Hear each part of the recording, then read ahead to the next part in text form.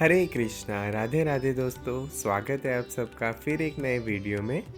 आज हम देखेंगे नवरात्रि की सरल पूजा विधि।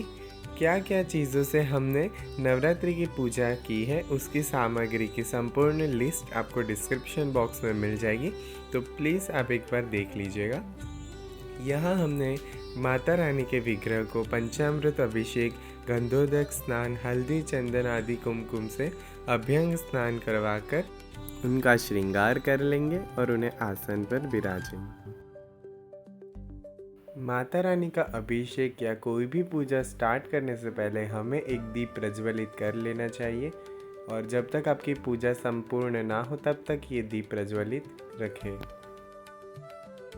यहाँ हम आसन शुद्ध कर लेंगे गंगा जल से। आप चाहे तो मंत्र का उच्चारण भी कर सकते हैं या फिर देवी स्तुति भी गा सकते हैं। यहाँ हमने माता रानी का सुंदर सा चित्रपट स्थापित कर लिया है। सबको अक्षत के आसन देकर और गंगा जल से शुद्ध करवा कर ही हम आसन पे विराजमान करेंगे। यहाँ हमने गणेश जी और हनुमान जी को भी विराजमान कर लिया है। माता रानी को भी हम चित्रपट के आगे ही श्रृंगार समर्पित करके विराजमान करेंगे।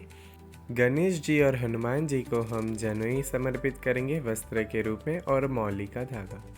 यहाँ हमने कलश स्थापन के लिए खेतरी भिजाने की प्रिपरेशन की है, जिसमें हमें एक मिट्टी के बर्तन पे स्वस्तिक बना के 9 टिक्कियाँ लगा देनी है हल्दी कुमकुम की।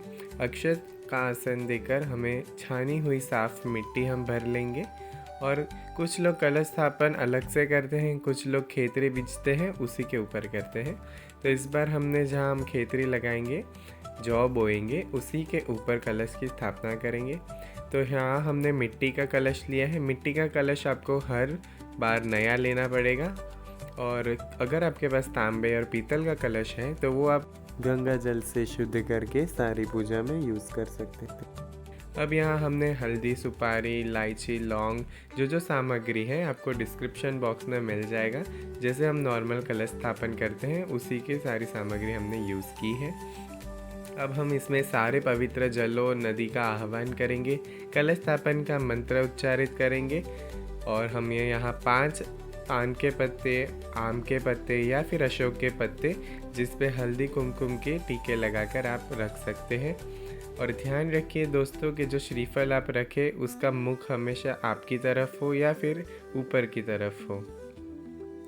मौली, वस्त्र, जनेऊ आदि समर्पित करके हम कलश की स्थापना करेंगे।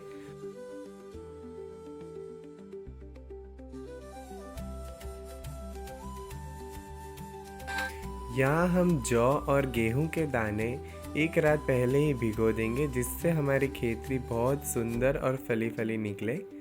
और आप याद रखिएगा कि आप थोड़ी सी चुटकी भर हल्दी भी डाल लीजिएगा, जिससे जो फंगस लग जाती है कभी कभी तो वो ना लगे। अभी पुष्प माला, पुष्प आदि समर्पित करके हम कलश की स्थापना करेंगे।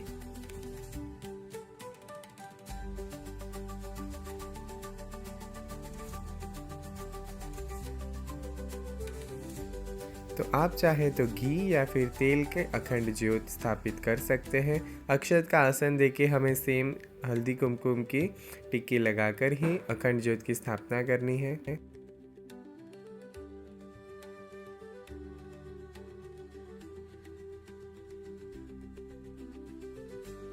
दीप प्रज्वलित करके हम सभी देवी देवताओं को हल्दी, कुमकुम, चंदन आदि से टीका कर लेंगे और हाँ, अखंड ज्योत और कलश को भी टीका कर लेंगे।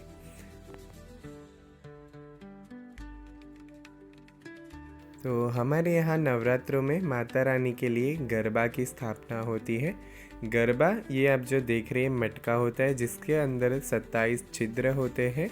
इस गरबे को हमने सुसज्जित कर लिया है। अब उसके अंदर हम गेहूँ डाल के और नीचे अक्षतों का आसन देके एक दीप अंदर प्रज्वलित करते हैं। इसे भी हम विधिवत हल्दी कुमकुम से टीके करके और अंदर एक दीप प्रज्वलित कर लेंगे। फूलों की माला, पुष्प आदि समर्पित करके मौली चढ़ाकर हम गरबा की भी स्थापना कर लेंगे।